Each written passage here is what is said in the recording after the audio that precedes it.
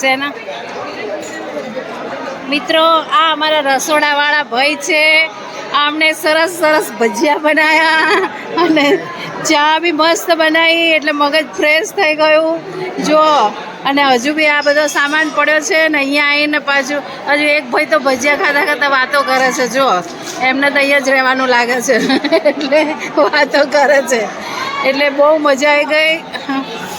વાલાની tour એટલે વાલાની tour, એમને વાલો નહીં કહેતા, એને વાલાની ટૂર એટલે વાલાની ટૂર. પછી આપણા 12 જ્યોતિર્લિંગમાં એક જ્યોતિર્લિંગ ઓમકારનું. આ ઓમકારેશ્વર નર્મદાના એક કિનારે, બીજા કિનારે મમલેશ્વર છે. વચમાં પુલ છે અને નદીમાં નાવડી દ્વારા પણ એક આ બાજુથી પેલી બાજુ જવાય. એટલે અહીંથી આપણે ઓટોમાં જવાનું છે. ઓટો મમલેશ્વર પાર્કિંગમાં તમને ઉતારશે અને મમલેશ્વરમાંથી તમારે મમલેશ્વરના દર્શન કરી નીચે નાવ દ્વારા ઓમકાર જવું હોય તોય જવાય અને પુલ દ્વારા જવું હોય તોય જવાય.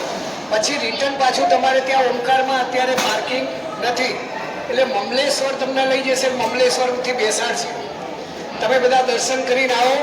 આપણે ભોજન પ્રસાદ આ જગ્યા ઉપર જ લેવાનો છે. બપોરનો ભોજન પ્રસાદ લઈ અને પછી આપણે જવાનું છે ઉજ્જૈન. બરાબર? એટલે અહીંની ઓટો રિક્ષા છે, એક વ્યક્તિના 80 રૂપિયા જવા આવવાના લેશે. એટલે તમે તમારા ગ્રુપ વાઇઝ જે ઓટોમાં બેસો એ ઓટોવાળાનો નંબર લઈ લેવાનો અને ગ્રુપમાં તમે જેટલા બેઠા હોય ને બધાએ ભેગા થઈ અને રિક્ષામાં આવે પછી જ રિક્ષા રિટર્નમાં લાવવાની. બને ત્યાં સુધી બધાએ સાથે રહેવાનું. મમલેશ્વરમાં તમારે સરસ દર્શન થશે. ઓમકારમાં થોડી ભીડ છે એટલે બધાએ શાંતિથી 12 વાગે મંદિર બંધ થઈ જાય છે, એકવાર 15 મિનિટ માટે. બરાબર? ત્યાં આગળ એવું બંધી નથી. મોબાઈલ પર્સ બધાએ આચવવાનું પોતાનું. અંદર લઈ જવા દેશે મમલેશ્વરમાં, પણ ફોટો ચાલુમાં પાડવા દેશે નહીં અને પાડતા નહીં તો તમારો મોબાઈલ જો ભીડમાં પડે મળશે નહીં. બોલીએ ઓમકારેશ્વર મહાદેવ કી જય. અમે આવી ગયા છે ગાડી અને જો મારે બધા ગ્રુપની બહેનો માળા ખરીદી કરે છે અને મેં બી આગળ માળા લીધી છે. તો હવે હર મહાદેવ આગળ વધવાનું છે.